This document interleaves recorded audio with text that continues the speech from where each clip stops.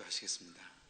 하나님, 주의 말씀에 이끌려 성령 하나님이 우리 가운데 부으시는 말씀 가운데 우리의 삶이 세워지기를 소원하오니 우리의 마음을 주 앞에 두시오며 우리의 분산되고 흩어졌던 마음이 주의 말씀 앞에 무릎 꿇으며 하나님의 말씀으로 인하여 삶의 인도를 받도록 주여 그 심령마다 주 앞에 가난해지도록 인도하여 주옵소서. 감사하오며 예수님의 이름으로 기도하옵나이다. 아멘. 오늘 저희가 세례 요한을 묵상하게 되었습니다. 혹시 여러분들 소식을 들었는지 모르겠는데 어제 우리가 다 아는 한 사람이 88년에 이 땅의 생을 마감했습니다.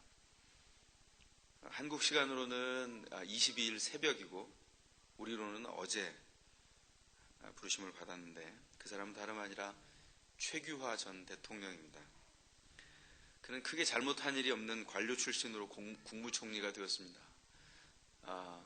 67년도에 외무부 장관이 되었다가 74년부터 국무총리를 지내고 79년도에 박정희 대통령이 암살을 당한 다음에 대통령 권한대행으로 그 자리를 지키다가 79년 12월 달에 그 간선 대통령 선거에서 대한민국 제10대 대통령으로 선출이 됐습니다. 그러나 그 다음에 6월 달에 친히 대통령직에서 물러나면서 신군부의 압력에 의해서 대통령의 직위에서 물러나는, 그리고 그 이후에는 많은 사람들의 지탄을 받는 그 어려운 생을 살다가 생을 마감했습니다. 여러분들은 어떤지 모르지만 저는 최 전 대통령을 한 번도 만나본 적이 없습니다. 그렇지만 그분에게 이런 바람은 있었습니다. 대통령이라고 하는 한 사람의 리더가 되어서 국민에게 희망을 주고 불의에 맞설 수 있었던 용기 있는 한 사람의 지도자였다면 얼마나 좋았을까, 그런 생각을 마음의 바람으로 담고 있습니다. 그가 지도자이건 평범한 사람이건 간에 한 사람임은 대단히 큽니다. 그건 최규화 전 대통령에게만 국한된 것이 아니라 우리 모두에게 주는 메시지고 교훈입니다. 제가 한 10수년 전에 전도사 시절에 감명 깊게 봤던 영화가 있습니다. 여러분들은 어떤 영화가 감명 깊었습니까? 영화를 좀 가끔 보세요. 자주 보시진 말고. 근데 이런 말이 무색해. 요즘은 너무 자주 보기 때문에 내가 보니까. 파워 오브 원이라고 하는 영화가 있었습니다. 이 영화는 배경이 남아프리카 공화국이에요. 남아프리카 공화국이 독립하기 18년 전인 1930년에 그 농장에서 살고 있었던 영국계 어린아이 PK라고 하는 이름을 가진 어린아이의 이야기입니다. 이 아이는 어린 시절에 부모를 잃었습니다. 그 고아가 된 거예요. 그리고 독일계 아이들이 많이 있는 그런 고아원에 가서 기숙학교에서 자라게 되는데, 영국 사람에게 압제를 많이 받았던 독일 아이들이 이 영국 아이인 PK를 미워하게 됐습니다. 그래서 많이 어려움을 당하고 따돌림을 당하다가 나중에 독일계 학교로 옮겨오게 돼요. 그리고 거기서 두 사람을, 자기 생을 완전히 변화시키는 두 사람을 만납니다. 한 사람은 자기 할아버지가 독일계였는데 그 독일계 할아버지의 친구인 독일인 교수 한 사람을 만나는데 그 사람의 이름은 딕입니다. 그 딕이라는 교수를 만나서 사람은 다 존엄하고 평등하다라고 하는 생각과 사상을 배워나갑니다. 그러다가 그가 독일계고 나치와 연루됐다는 그 누명을 쓰고 감옥에 갇혀요. 그래서 감옥에 그 딕 교수를 만나러 왕래하다가 그 감옥 안에서 권투를 가르치고 있는 흑인 한 사람을 만나요. 그리고는 그를 통해서 흑인과 흑인의 인권에 대해서 눈을 뜹니다.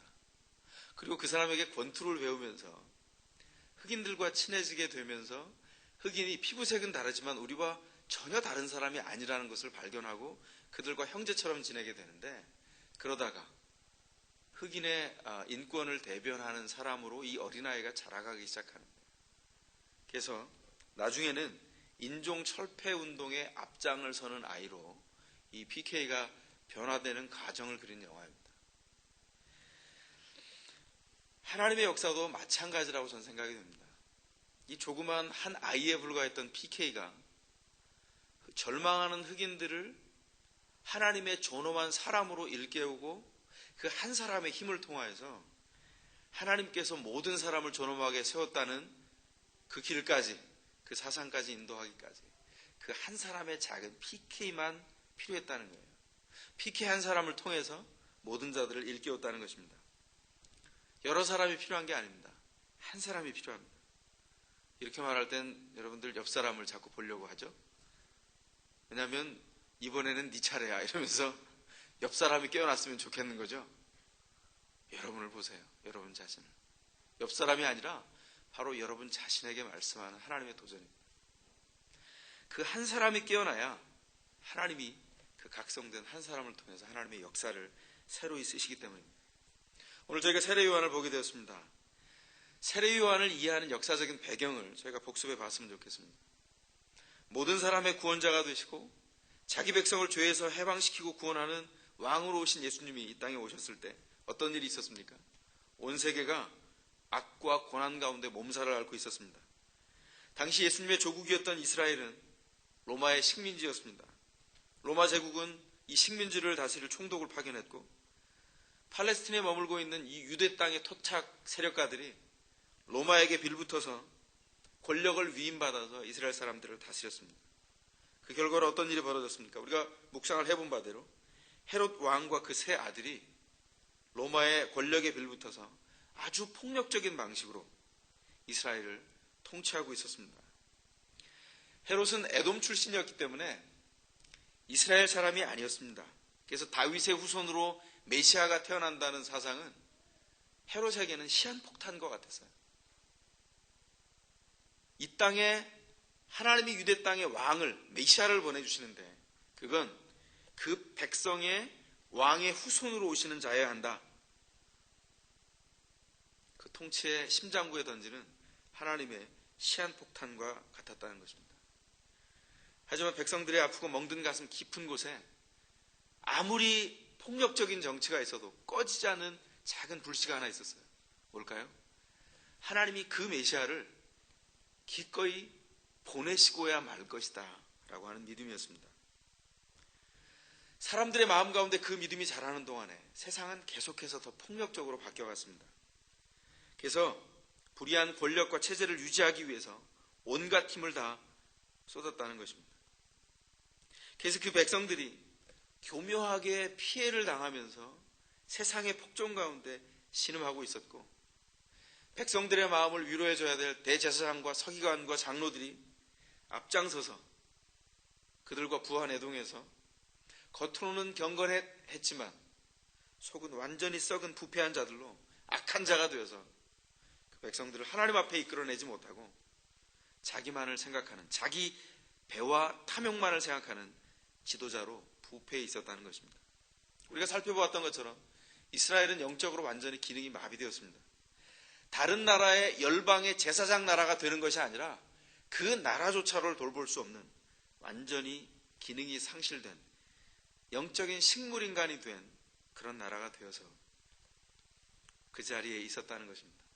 생명을 담아내는 그릇인 삼직의 기능이 다 무너져버리고 말았어요. 우리가 이전에 묵상해 봤습니다. 기능 정지 상태에 있었습니다. 바로 이런 때에 요한이 하나님의 소명을 받았다는 것입니다. 철저한 암흑기입니다. 세계는 로마 제국과 헤롯 왕과 그 왕에게 빌붙어서 권력을 유지하는 영적인 지도자이지만 속으로 완전히 부패한 대제사장과 서기관들에 의해서 지배되고 있었습니다. 세상이 그 권력에 의해서 지배되는 것처럼 보일 때 요한이 홀로 하나님의 말씀을 전파하기 시작합니다. 세례 요한은 자기가 그저 생각한 것을 전하는 것이 아니라 하나님께서 그 인생에 담아주신 말씀을 전하기 시작했습니다. 세례 요한의 기사를 전해주고 있는 누가가 전한 복음에 따르면 하나님의 말씀은 광야에 홀로 서 있는 요한에게 임했다. 그렇게 우리에게 말씀해주고 있습니다. 누가에 의하면 요한은 제사장 사가랴의 아들이었습니다. 그는 제사장의 아들이기 때문에, 제사장은 세습이 되기 때문에 제사장의 아들로 태어나서 30살이 되면 제사장에 공적으로 임명되어서 나갈 수 있는 이미 보장된 직업과 이미 일정 수준의 높은 지위가 그냥 태어나면서 그에게 보장되어 있었어요. 밥 굶지 않습니다. 넉넉하게 살 수 있는 환경과 모든 주변의 여건들이 그에게 갖추어져 있었다는 것입니다. 그러나 요한은 그에게 안정되었던 그 모든 직무와 자기에게 주어진 미래를 거부했습니다. 그는 광야로 나갔습니다. 그는 홀로 광야로 나가서 하나님이 부르심이 있기 전까지 광야에서 연단되고 훈련됐다는 것입니다.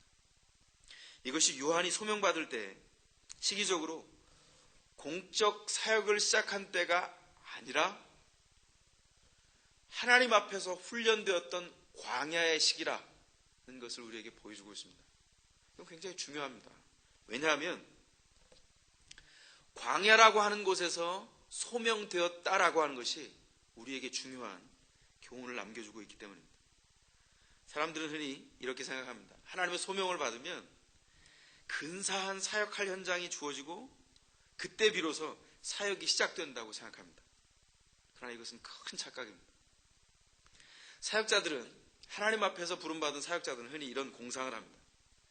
내가 사역자로 준비가 됐는데 사역지가 없어서 사역을 못한다는 거예요.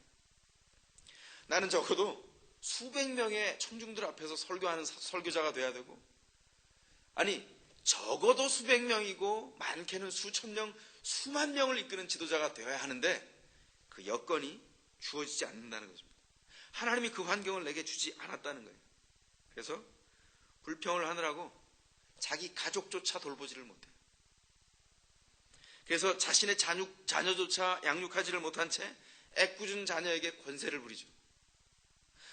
자기에게 맡겨져야 된다고 생각하는 수백 명, 수천 명, 수만 명이 없으니까 괜히 집에 가서 자기 자녀를 애꿎게 닥달을 하는 거예요. 자녀에게 권세를 부리는 게 뭡니까? 양육하지 않는다는 것입니다. 양육은 뭐죠? 일정한 원칙을 가지고 인내하면서 이 아이가 하나님의 사람으로 자라기까지 기다리고 참아주고 원칙을 제시하고 그를 교정하여 세우는 기간들을 양육이라고 말합니다. 권세를 부리는 건 뭐죠? 부모가 자녀에게 권세를 부리는 특징, 윽박지르는 거예요. 으름장을 놓는 겁니다. 아무 이유가 없어요. 내가 원하는 방식대로 통제에 따르게 하기만 하면 돼요. 윽박지르는 겁니다. 이건 교육이 아니에요. 깨어나야 합니다. 그런데 일반 성도들에게도 이것은 자녀를 폭력으로 키웠기에 그 자녀가 자라는 동안은 부모가 힘이 세서 말도 못해요. 그러나 커서 현장에 나오면 어떡하죠? 자기는 부모보다 더 폭력적인 사람이 돼요. 해석할 능력이 없으면.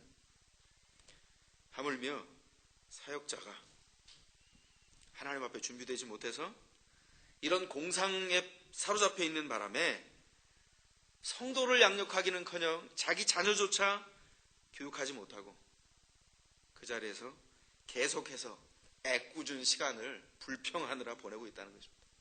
이건 속는 것입니다.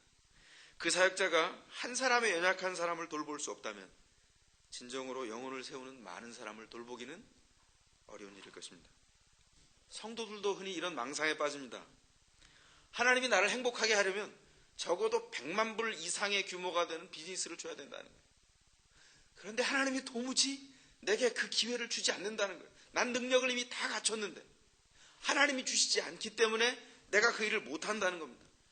그래서 불행하다는 거예요. 그래서 하나님을 향해서 불평을 하기 시작합니다. 그리고 남을 째려보기 시작하고 불만을 나타내요. 사는 게 행복하지가 않습니다. 속에서 쓴물이 올라와요. 그래서 자주 자족하는 삶을 잊어버리고 감사하는 삶을 잃어버린 메마른 생활을 계속해 가게 된다는 것입니다. 그래서 괜히 집에 가다가 길을 지나가는 애꿎은 강아지, 고양이를 발로 차고, 그래서 그 발로 차인 강아지가 갑자기 돌아와서 학교에 갔다가 친구 집에 갔다가 돌아오는 막내딸의 발목을 물어서 결국은 내가 그 강아지에 물린 막내딸을 데리고 응급실로 가야 하는, 나는 왜 이렇게 재수가 없을까? 모피의 법칙이 나에게만 지배가 되는구나. 그 지지리도 재수없는 인생이야. 또 불평을 하는 이런 악순환이 반복되는 인생을 살고 있다는 거예요. 속는 겁니다. 돈이 없어서 불행한 것이 아니라 돈을 해석할 능력이 없어서 불행해요. 이거 알아듣고 있는 거죠? 많은 사람들이, 세상 사람들이 이렇게 말합니다. 돈이 없어서 불행하다는 거예요.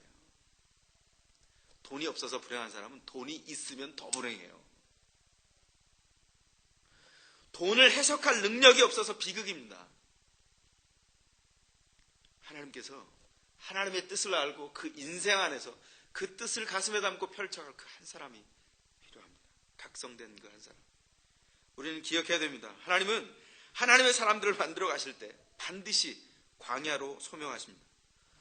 인생의 광야는 우리가 하나님 앞에서 소명된 자리이고, 소명 안에 두신 하나님의 뜻이 그 소명된 사람에게 흔들리지 않는 생명의 뿌리가 되는, 그 뿌리를 내리는 아주 중요한 시기입니다.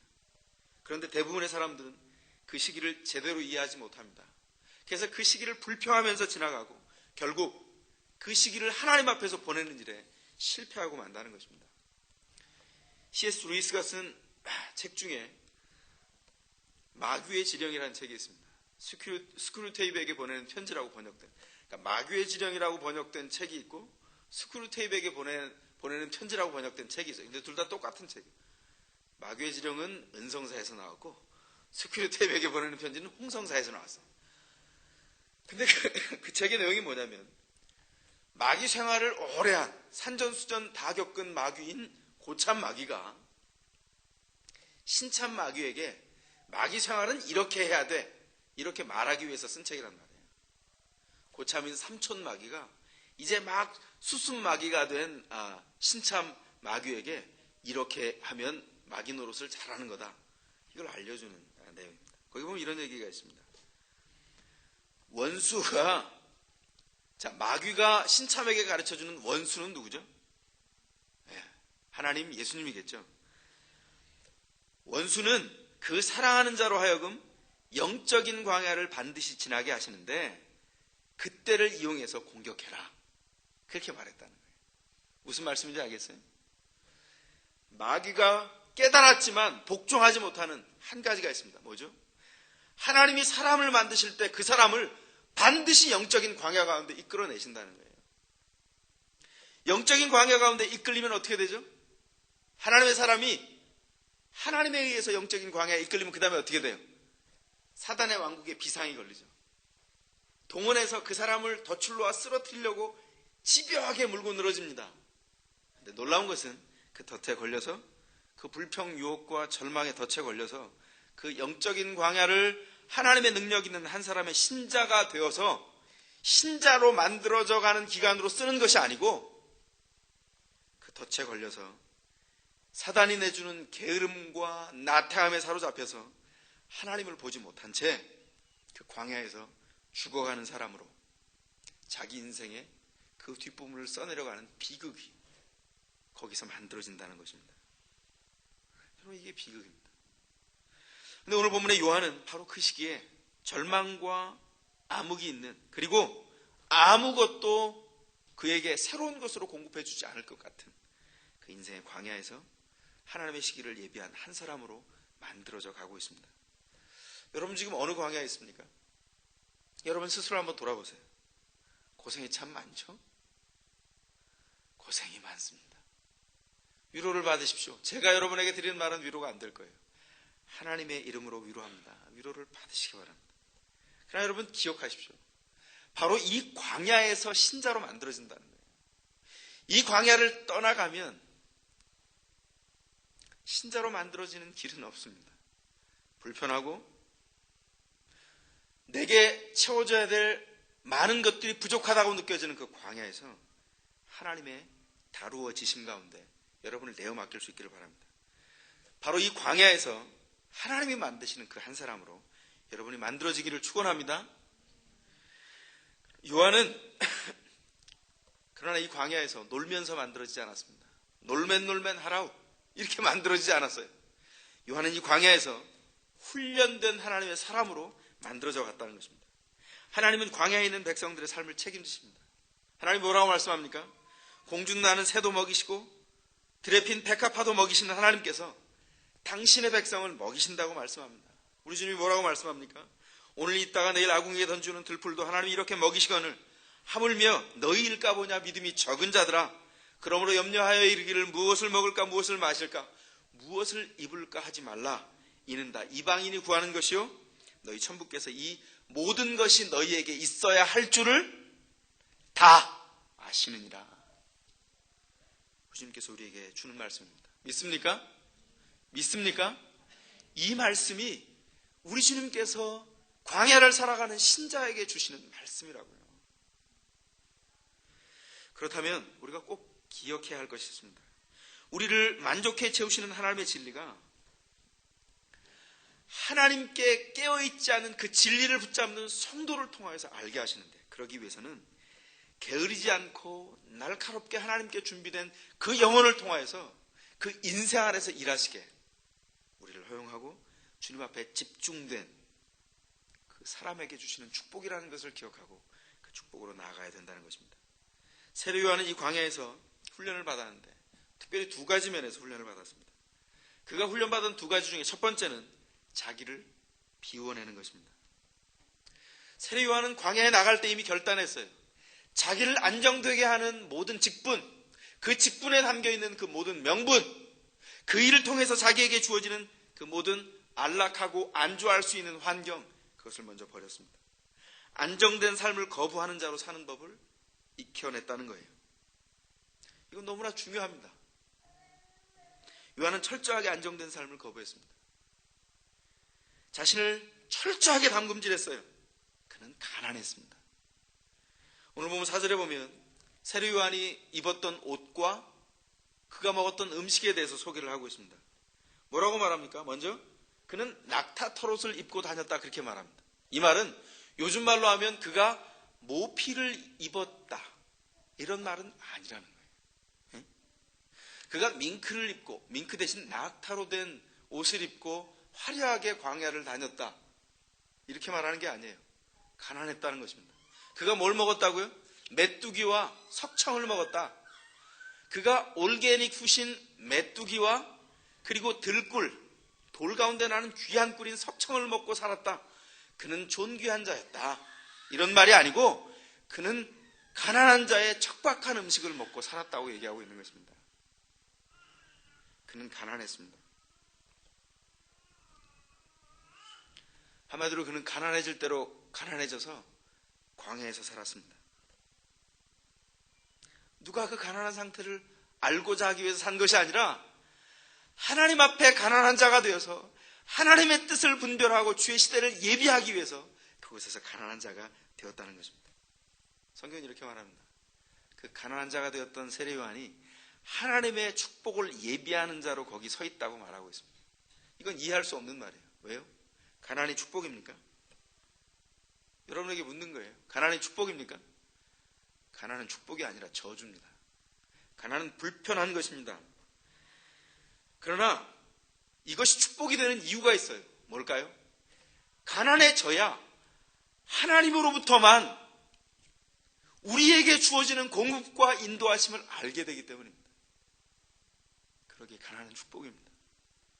불편하고 불편을 넘어서서 절망할 수밖에 없는, 오늘 먹을 것이 떨어지고 내일 입을 것이 없는 위기 가운데 몰린 그 생활 가운데서 하나님만을 바라볼 수 있도록 만들어내는 하나님의 인도와 하나님의 이끄심, 그것이 은혜인 것을 알 때 그 광야는 하나님이 거하시고 하나님이 산책하시고 하나님이 일하시는 지성소로 바뀌어주게 된다는 것입니다.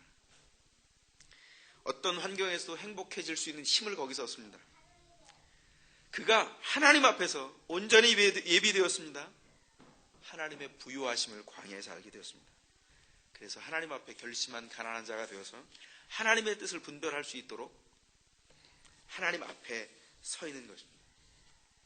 우리는 이 좋은 환경이 우리 가운데 주어지면 우리가 좋게 될 거라고 생각하고 그 좋은 환경이 올 때를 기다립니다. 그래서 우리 마음에 이런 마음이 있죠.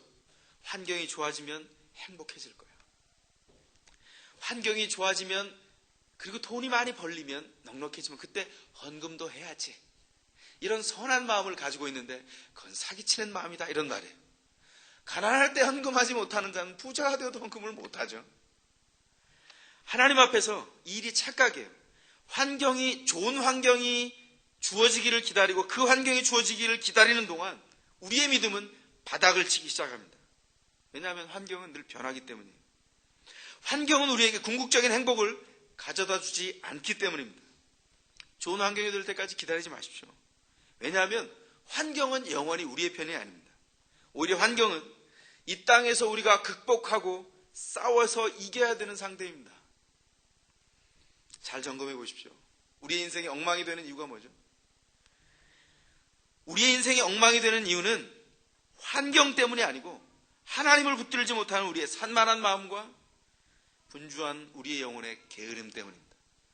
제가 이 우리 영혼의 게으름에 대해서 할 말이 많은데 오늘은 이 주제가 아니기 때문에 오늘은 빗나가겠습니다. 기다리십시오. 개봉 막두입니다. 둘째로 광야에서 요한이 받은 훈련은 그 인생을 하나님의 말씀으로 채우는 것이었습니다. 요한은 광야에서 하나님 앞에 가난한 자가 되어서 절제하고 집중했습니다. 그는 아침에 일어나서 그 가난해지고 단순해진 그 육체를 하나님 앞에 고추 세우고 무릎을 꿇었을 것입니다. 그리고 그 들바람 속에서 단순해진 그 영혼이 하나님의 은혜가 그 영혼 가운데 부어지고 채워지기까지 하나님 앞에 기다리고 또 기다렸습니다.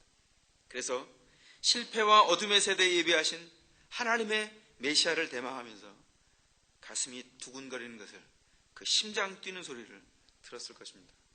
그리고 오후 해질녘이 되어서 어스름해지면 그 해질녘 뉘엿뉘엿 지는 햇빛 속에서 메뚜기를 잡고 들꿀을 채취했을 것입니다. 그리고 홀로 외롭게 먹을 것을 구하고 산책을 하면서 그 기도하는 영혼이 하나님 앞에 더 집중하는 것을 경험하게 됐을 것입니다. 하나님을 향하여 불타오르는 그 영혼을 통해서 그가 더 이상 어두운 환경과 그 상황들, 폭력을 휘두르는 헤롯 왕과 하나님의 말씀보다 권력을 탐하는 제사장 안나스와 가야바를 생각하며 비참해지지 않았을 것입니다. 그는 오히려 그 실패한 역사를 회복하러 오시는 메시아에 대한 그 소망으로 그 빈 가슴을 채우는 영혼의 기쁨을 맛보게 됐을 것입니다. 그리고 그 영혼에 각인된 이사야서에 나타난 우리 주님께서 메시아가 오실 것에 대한 그 약속의 말씀을 매일 생각하고 그 말씀의 기억이 그 영혼의 활동에 생기를 불어넣기 시작하는 것을 경험하게 됐을 것입니다. 세례 요한은 이렇게 준비됐습니다. 그는 놀지 않았습니다. 그는 부지런했습니다. 그 인생의 광야를 하나님 앞에서 단순하게 만들고 성령으로 충만해지기까지 그는 거기 있었습니다. 그래서 누가의 표현을 다시 빌자면 그 광야에서 하나님 앞에 준비된 그 요한에게 주의 말씀이 임했다는 것입니다. 그 말씀이 머리끝부터 발끝까지 그 영혼 가운데 임해서 그 활동을 새롭게 재편하고 만들어내고 결국 그 말씀을 통해서 어둠의 세상을 빛 대신 메시아가 오시는 길을 예비하는 자로 그가 완전히 바뀌어지는 그런 인생으로 하나님 앞에 서게 되었다는 것입니다. 이렇게 준비된 사람에게 말씀이 임합니다. 말씀이 임한다는 말은 그가 하나님의 말씀을 전하는 메신저가 된다는 말입니다. 그가 하나님의 말씀을 전하는 메신저가 되었을 때 그 메신저는 그저 그렇게 게으름을 피면서 별 볼 일 없이 자기 욕망을 따라서 자기만을 사랑하면서 따라가는 그저 그렇게 살아가는 사람들 뿐만 아니라 권력자들 그리고 희망과 핏기를 잃어버리고 하나님의 도움 없이는 절대로 살아갈 수 없는 그 사람들에게, 그 모든 사람들에게 하나님의 말씀으로 임하여서 그 모든 자들을 하나님 앞에 강력하게 소환해냅니다. 세례 요한은 그 고난의 인생을 통해서 하나님을 울려내는 소리통이 되었습니다. 그래서 하나님의 말씀이 로마 황제와 로마의 총독과 당시의 권력자들과 헤롯과 대제사장과 장로들을 다 비껴가서 그 광야에 있는 세례 요한의 가슴을 진동할 수 있었습니다. 그리고 그 말씀이 그 마음을 진동하고 그 생애를 진동할 때 그 진동시킨 그 생애를 통해서 희망 없는 다른 사람의 생애를 구원해내는 그런 사람으로 설 수 있게 됐다는 것입니다. 진리는 거짓을 흔들어 놓습니다. 진리는 거짓을 몰아냅니다. 그 어둠의 때와 거짓의 때에 세례 요한이 그렇게 세상을 바꿔냈다는 거예요. 세례 요한은 그의 생애를 통해서 하나님의 약속이 담긴 생명의 말씀을 성취하는 길을 열었습니다. 오늘 보면 3절에 보면 뭐라고 말합니까? 그가 하나님의 말씀을 통하여서 길을 열었다고 말합니다. 이 말씀은 선지자 이사야로 하신 말씀이라 친절하게 그렇게 마태가 소개하고 있어요. 이 말씀은 이사야서 40장 3절의 성취입니다. 그가 뭘 했습니까? 왕의 길을 만들고 그 첩경을 평탄케 했다고 말합니다. 이 말은 이런 거예요. 첩경을 곧게 하고 평탄케 했다는 것은 왕이 행진하여서 들어오시는 그 개선할 길이 수많은 사람들이 다닌 길입니다. 그래서 수많은 마차들이 다니면서 마차바퀴 자국이 나고 길이 울퉁불퉁해지고 왕이 올 때 왕의 마차가 덜컹거릴 수 있도록 불편하게 공사되지 않은 거친 길로 바뀌었다는 거예요. 왕이 오시기 전에 어떤 일을 합니까? 왕이 개선하는 그 길을 새로 닦아서 마차가 내놓은 그 마차의 말바퀴, 마차바퀴를 다 평탄케 하고 고르게 해서 곧게 그 길을 만들어 놓는다는 거예요. 그 일을 누가 했다는 겁니까? 요한이 했다는 것입니다. 어떻게 이 연약한 인생을 통해서 메시아가 오는 그 길을 어떻게 절망할 수밖에 없는 인생이 소망이 무엇인지를 불어넣는 그 길을 예비할 수 있습니까? 우리 인생이 얼마나 연약합니까? 우리가 스스로 서 있을 때 아무것도 할 수 없는 존재처럼 연약합니다. 이루 말할 수 없이 연약합니다. 죄의 지배 아래서 신음하고 있고 하나님을 도저히 볼 수 없는 눈먼 존재가 되어서 이 땅을 굴러다니는 그런 사람으로 살면서 어떻게 그 힘을 낼 수 있습니까? 그러나 그 영혼이 은혜 가운데 각성이 되면 말은 달라집니다. 영혼이 각성된다는 것이 뭐죠? 그 인생이 스스로 살지 아니하고 하나님이 부으시는 은혜 가운데서 세상을 두려워하지 않고 하나님을 두려워할 수 있도록 바뀌어지고 하나님을 두려워함과 하나님이 우리에게 공급하신 그 사랑 가운데 그 영혼이 이끌려진다는 것을 알고 각성하여서 날마다 주님 앞에 집중되는 자가 은혜 안에 각성된 자입니다.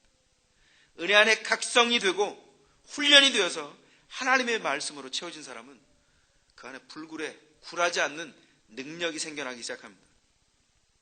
그래서 그 영혼이 생명이 자랄 수 없는 박토 같았던 자기의 인생을 옥토로 바꾸어내고 하나님의 말씀을 통해서 떨어진 생명을 그 인생 가운데 담아서 기름진 옥토가 된 그곳에서 싹이 나고 줄기를 올리고 뿌리가 내려서 엄청난 열매를 맺는 그런 인생으로 바뀌어지게 된다는 것입니다.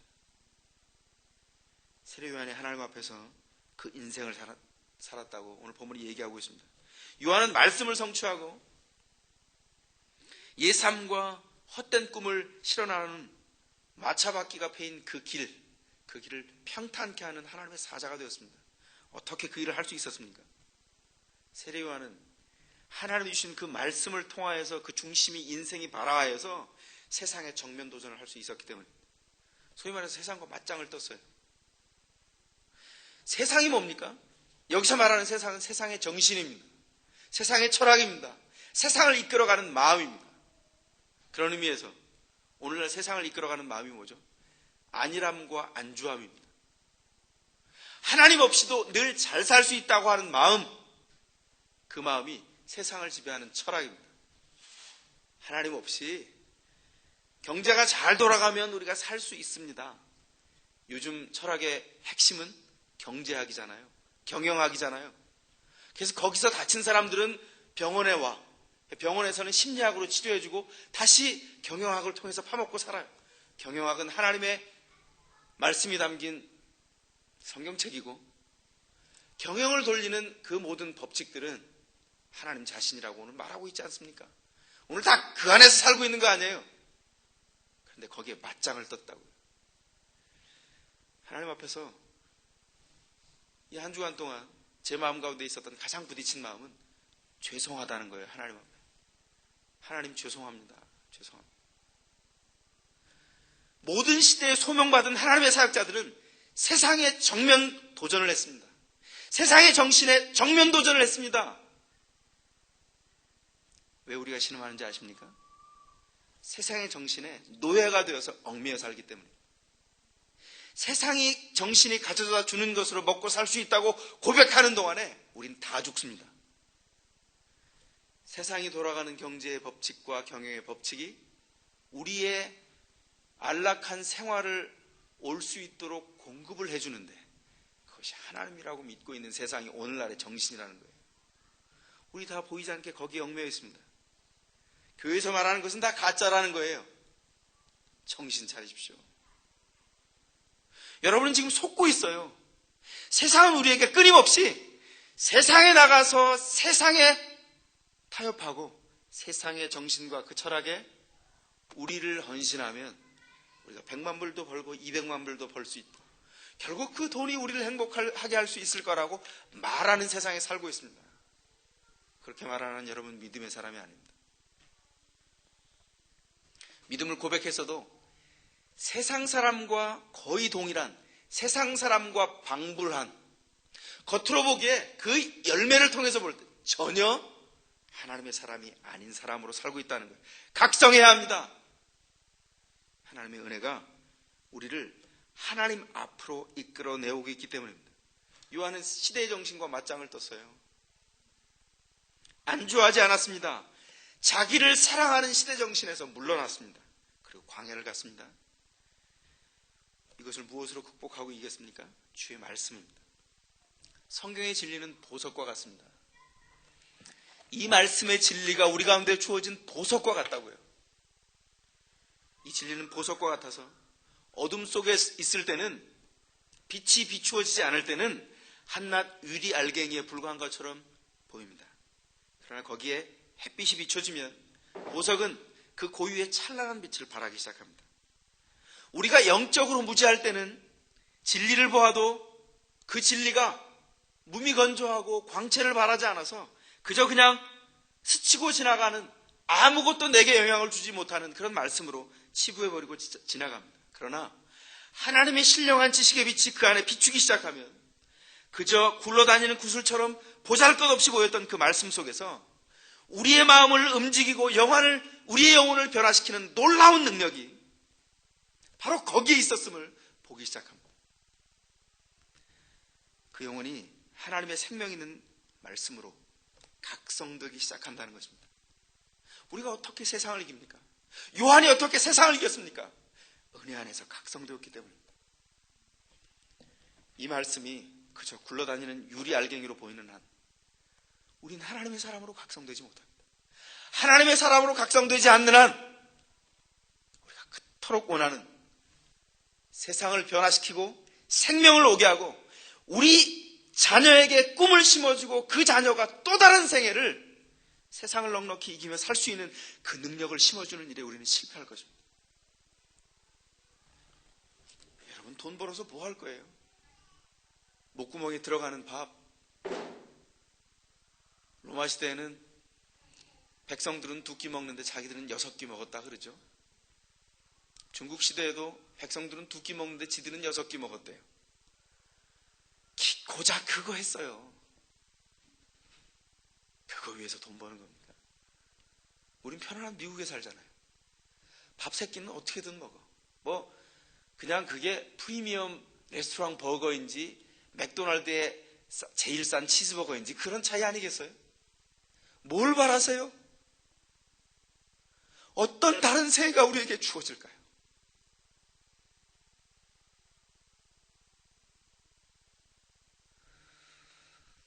하나님의 백성을 주의 사람으로 소명해 갈 때 우리가 정말 값진 것이 무엇인지를 깨닫지 못한다면 우리가 믿음의 사람으로 부름받았음에도 불구하고 짐승과 다름없는, 돼지와 다름없는 너무나 불쌍한 존재로 우리가 그토록 소원하는 자녀를 변화시키는 것이 아니라 우리 주변의 사람을 변화시키는 것이 아니라 자기 자신조차 하나님의 사람으로 살아내지 못하는 불쌍한 존재가 되어서 이 땅을 살아가게 된다는 것입니다. 여러분에게 정중하게 다시 한번 말씀드립니다. 우리 삶의 현장이 주의 말씀으로 세워지지 않으면 하나님의 사람으로 살 수 없고 하나님의 사람으로 살지 않으면 우리가 그토록 원하는 행복은 우리에게 주어지지 않습니다. 우리가 우리의 삶을 하나님께서 원하시는 그 삶으로 세워가려면 우리에게 있어야 할 것이 있습니다. 그것은 광야와 가난함과 불붙는 말씀입니다. 여러분, 우리에게 이미 광야는 주어져 있죠. 우리가 원하는 게 아니에요. 그리고 가난하죠. 돈 있어도 좀 가난하다고 대답해 주세요. 아니, 미리 갑을 해서 땡겨서 고백하고 그리고 집에 가서 가난해지세요. 있죠? 불붙는 말씀이 우리에게 없어요. 불붙는 말씀이 우리에게 없다고요. 그 말씀으로 새롭게 세워져야 할 것입니다. 하나님의 말씀으로 준엄하게 여러분을 소명합니다. 여러분이 소명된 자리가 이 말씀의 자리이고, 여러분이 소명된 자리가 오늘 고생하고 있는 이 자리, 세상의 고생이 아니고 하나님의 말씀으로 거룩함으로 소명된 이 자리, 하나님께서 우리를 부르신 자리입니다. 이 한 주간 동안 그 자리에서 하나님 앞에서 그 소명을 받아 주 앞에 세워지기를 원합니다. 제가 감명을 받았다는 이 파워 오브 원, 이 영화의 대사 중에 주인공 PK가 하는 말이 있습니다. 폭포수는 한 방울의 물로부터 시작됩니다. 그렇게 엄청난 위력을 발휘하고 쏟아지는 그 폭포수가 한 방울의 물에서부터 시작한다는 거예요. 여러분, 한 방울의 물이 되십시오. 생명 있는 한 사람이 되십시오. 옆에 있는 사람 생각하지 말고, 아내 때문에, 남편 때문에, 다른 사람 때문이라고 말하지 말고, 여러분이 그 소명당한 그곳에서 하나님의 소명 가운데 세워지기를 원합니다. 이 영화는 마지막 메시지를 자막으로 처리하고 있는데, 이 자막이 너무나 감명 깊어서 제가 몇 년 동안 이걸 프린트를 해가지고 액자에 꽂아서 저희 집에 걸어놨던 적이 있습니다. 마지막 메시지는 이렇게 말하고 있습니다. 세상을 움직이는 데는 여러 사람의 힘이 필요하나 여러 사람을 움직이는 데는 한 사람의 힘이 필요하다. 이렇게 바꾸어서 여러분에게 말하고 싶습니다. 생명 있는 변화와 부흥을 만드는 데는 여러 사람의 힘이 필요합니다. 그러나 그 여러 사람을 움직이는 데는 한 사람의 힘이 필요합니다. 파워 오브 원, 한 사람의 힘. 광야에서 소명받은 세례요한 한 사람으로 주의 길을 예비하셨듯이 오늘날 그토록 어둡다고 말하는 우리의 시대에 그 한 사람이 필요하고 그 한 사람은 바로 여러분 한 사람입니다. 기도하시겠습니다. 이 시간 주님 앞에 기도할 때 하나님의 말씀으로 소명돼서 그 말씀으로 새로워지기를 소원합니다. 주님 앞에 간절히 기도하시겠습니다.